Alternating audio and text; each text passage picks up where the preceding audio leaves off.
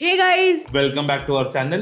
तो guys Intel के 12th, 13th, 14th generation laptops जो है फटाफट आ ही जा रहे हैं और बिकते भी जा रहे हैं। बट AMD का क्या हालचाल चल रहा है? AMD की 5000 सीरीज तो अपने टाइम पे बहुत बिकी है। 6000 सीरीज के मॉडल्स इतने ज्यादा आए नहीं। 7000 के मॉडल्स जो आए हैं वो इतने ज्यादा महंगे हैं। आजकल लोग कोर काउंट देख रहे हैं और इंटेल के प्रोसेसर्स में आपको पता है उन्होंने P और E कोर्स इंट्रोड्यूस करे हुए हैं, तो उनके कोर्स जो है ज्यादा होते हैं as compared to AMD processor same price range में। चीटिंग करता है तू।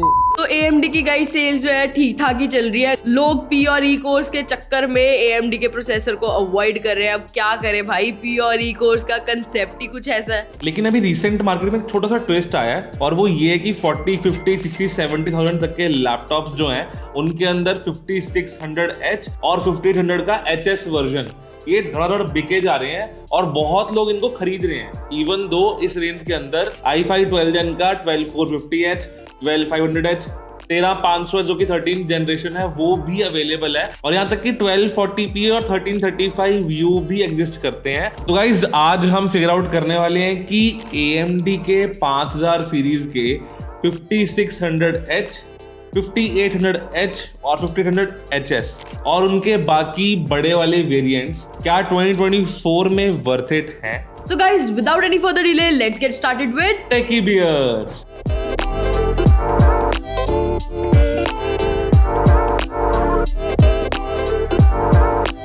एंड हाँ, बाय द वे गाइज, हमारे पास ये दो AMD वाले लैपटॉप्स हैं। इनके GPU डिफरेंट है बट आज हम GPU की बात नहीं करने वाले हैं। तो गाइज ये है हमारे पास Lenovo Legion 5 जो है 2022 मॉडल। ये आता है 5600H प्रोसेसर के साथ with 1650 graphic card 4GB VRAM के साथ। और ये है Omen 15 with Ryzen 7 5800H and 3060 6GB। Guys video शुरू करने से पहले दोबारा बता रहा हूँ, हम लोग इस वीडियो के अंदर GPU की बात नहीं करने वाले, चाहे वो AMD का GPU हो, RX सीरीज, चाहे Nvidia का। समझ रहे हो? यहाँ पे सिर्फ CPU की बात होने वाली है और वो भी लैपटॉप्स के अंदर, वो भी 5000 सीरीज वाले। तो गाइज हम बात करते हैं 5600H के बारे में। तो ये अपने टाइम का काफी रिस्पेक्टेबल और केपेबल प्रोसेसर था, काफी लाइट वर्क उठा सकता है इजीली। तो स्टार्ट करते हैं इसके स्पेक्स के साथ। तो 5600H में आपको 6 कोर्स 12 थ्रेड्स देखने को मिलते हैं और गाइज इसकी जो मैक्स बूस्ट क्लॉक स्पीड है वो 4.2 गीगाहर्ट्ज की हमें देखने को मिलती है। L1, L2, L3 कैश की जो वैल्यूज है वो है 384 KB, 3MB एंड 16 MB। तो गाइज आपको पता ही है कि AMD में हमें E कोर्स देखने को नहीं मिलते हैं, तो 6 कोर्स जो है वो सारे के सारे P कोर्स। अब बातें तो बहुत होगी, नंबर्स की कुछ बात कर लेते हैं। तो गाइज इसलिए अभी हम बेंचमार्क्स कर लेते हैं। तो गाइज आज हम सिर्फ और सिर्फ CPU रिलेटेड बेंचमार्क्स करेंगे। GPU रिलेटेड नहीं है ये वीडियो, इसलिए GPU रिलेटेड कुछ भी टेस्टिंग नहीं होने वाली है। तो गाइज कुछ इस तरह से है आपके सामने बेंचमार्क्स के स्कोर। Cinebench R23 का स्कोर, Cinebench R24 का स्कोर, Geekbench 6 का स्कोर, PC Mark 10, वीरे, क्रॉसमार्क, ये सारे जो स्कोर्स हैं ये आपको हमारी स्क्रीन पे दिख रहे होंगे। तो I know you guys are waiting for our conclusion, but wait करो यार, बियर को भी अपने पॉइंटर्स रखने दो 5800H के, एंड देन हम बात करेंगे कंक्लूजन के कि आप इस प्रोसेसर के लैपटॉप्स लेने चाहिए या नहीं लेने चाहिए। तो गाइज एक और चीज मैं यहाँ पे बताना चाहूंगी कि इसकी सेकेंड हैंड मार्केट में वैल्यू जो है ज्यादा अच्छी आपको नहीं मिलने वाली है, क्योंकि अगर आप अभी खरीद रहे हो और बाद में 2025 या 26 में बेचोगे तो इसके अलावा तो बहुत सारी अच्छी चीजें आ जाएंगी सेम बजट में।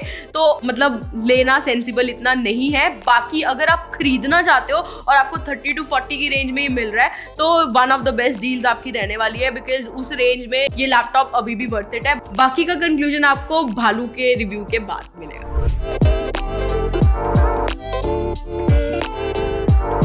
तो अब बात करते हैं 1500H की, और ये भी अपने टाइम में काफी रिस्पेक्टेबल और काफी केपेबल प्रोसेसर है और ये आज भी रेलेवेंट है, लेकिन क्योंकि इंटेल एग्जिस्ट करता है इसलिए ये इररेलेवेंट है। तो बात करते हैं स्पेक्स की, जो इसके अंदर मिलते हैं 8 कोर 16 थ्रेड्स एंड अगेन ये भी 4.2 गीगाहर्ट्ज तक जाता है। लेकिन एक छोटा सा कैवियट ये है कि किस चैसी में ये है उससे फर्क पड़ता है, क्योंकि जो ओमन है उसके अंदर सिर्फ 3.9 या 4 गीगाहर्ट्ज तक ही ये जा पाता है रियलिस्टिकली, एंड जब ऑल कोर की बात करते हैं तो और कम हो जाता है वो ग्राफ। 8 कोर 16 थ्रेड्स का मतलब ये है कि सारे के सारे P कोर्स हैं and L1, L2, L3 cash की वैल्यूज हैं 512 KB, 4 MB एंड 16 MB। अब आ जाते हैं बेंचमार्क्स पे। तो बेंचमार्क स्टार्ट करेंगे हम Cinebench R23 से। ये है Cinebench R24 के scores. Geekbench 6, PCMark 10, V-Ray and Crossmark। तो ये सारे CPU वाले बेंचमार्क थे, क्योंकि हम लोग इसमें GPU या iGPU की इन्वॉल्वमेंट नहीं रख रहे हैं। ये सिर्फ CPU फोकस्ड वीडियो है। 5600 है तो 5200H के अंदर ज्यादा फर्क नहीं है, सिर्फ 2 कोर्स का फर्क है, क्योंकि क्लॉक स्पीड ऑलमोस्ट सेम है इन दोनों की। लेकिन बहुत लोग पूछते हैं कि क्या इन दोनों के iGPU पे हम गेम खेल सकते हैं? तो हाँ, इन दोनों के iGPU के ऊपर आप कैजुअल गेमिंग आराम से कर सकते हो। लेकिन i5 12 Gen का 12450H, 12500H और 13500H ये आपको बहुत अच्छी गेमिंग करवा देंगे iGPU के ऊपर। तो आपको ऐसा सोचने की जरूरत नहीं है कि हाँ, अगर मैं AMD लूंगा तो ही मैं iGPU पे गेम खेल पाऊंगा, अल्ट्राबुक्स के लिए क्या यही सही है? ऐसा नहीं है। Intel is very good now. और आप में से बहुत लोग क्वेश्चन पूछते हैं क्या वीडियो एडिटिंग के लिए 5600H अच्छा है या नहीं है, या 5200H के अंदर हम 3D वाले काम कर पाए कि नहीं? तो अब हम उसके बारे में बात करते हैं।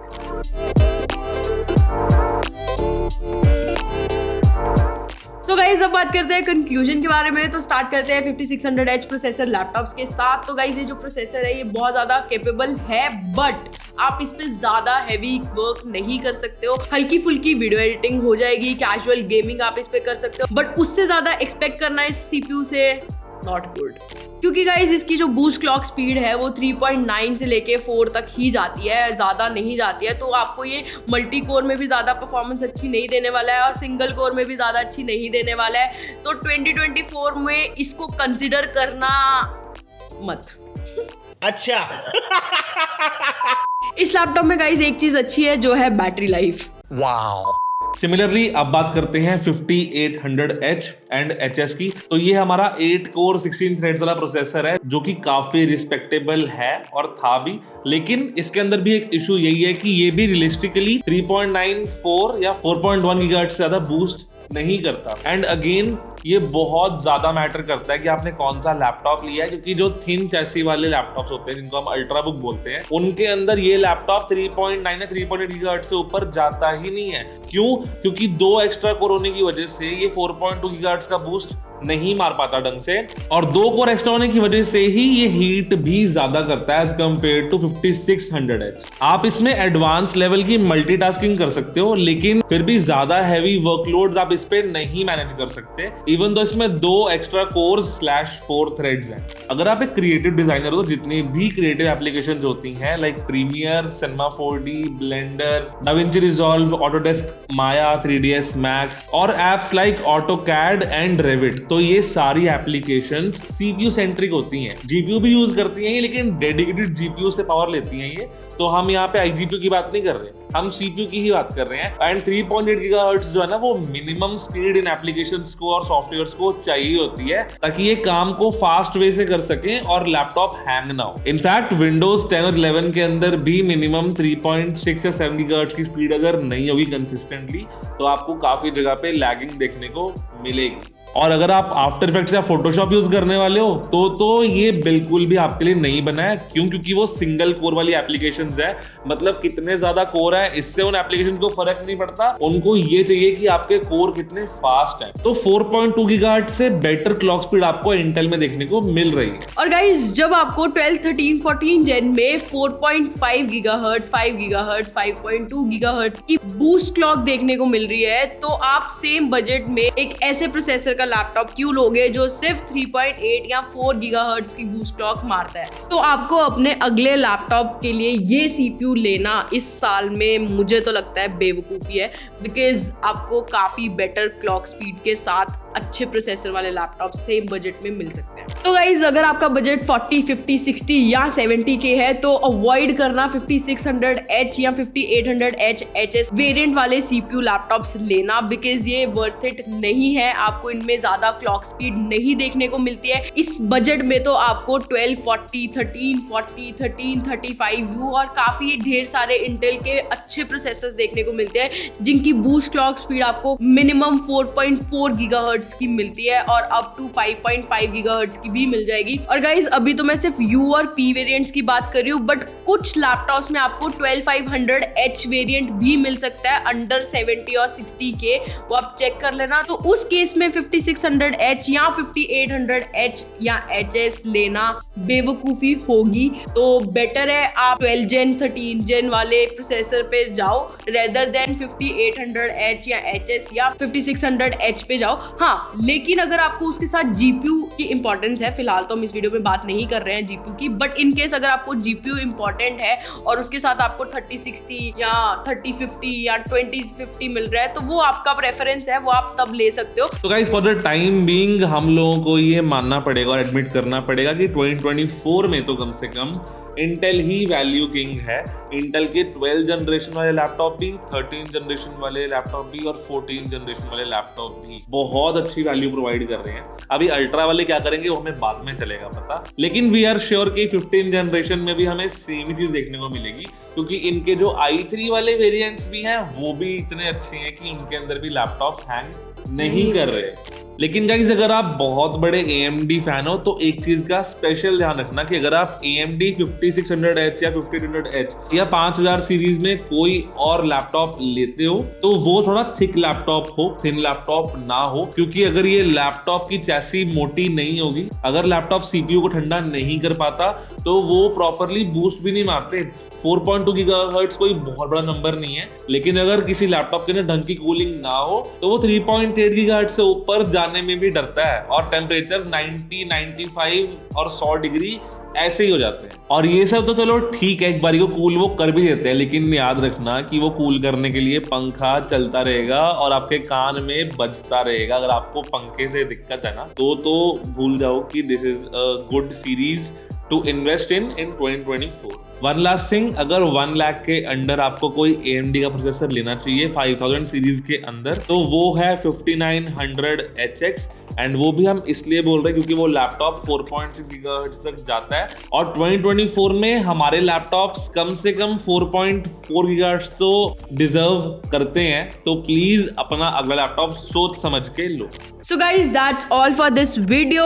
Don't forget to like, share and subscribe our channel. And AMD की 7000 सीरीज की नेमिंग कन्वेंशन पे या फिर इंटेल की अल्ट्रा सीरीज पे एक वीडियो चाहिए तो कमेंट करके जरूर बताना, और कौन सी वीडियो पहले चाहिए वो भी कमेंट करके जरूर बताना, क्योंकि मेटाक्वेस्ट 3 की वीडियो तो ऑन द वे है। See you in the next one. Subscribe करना मत भूलना। Bye bye.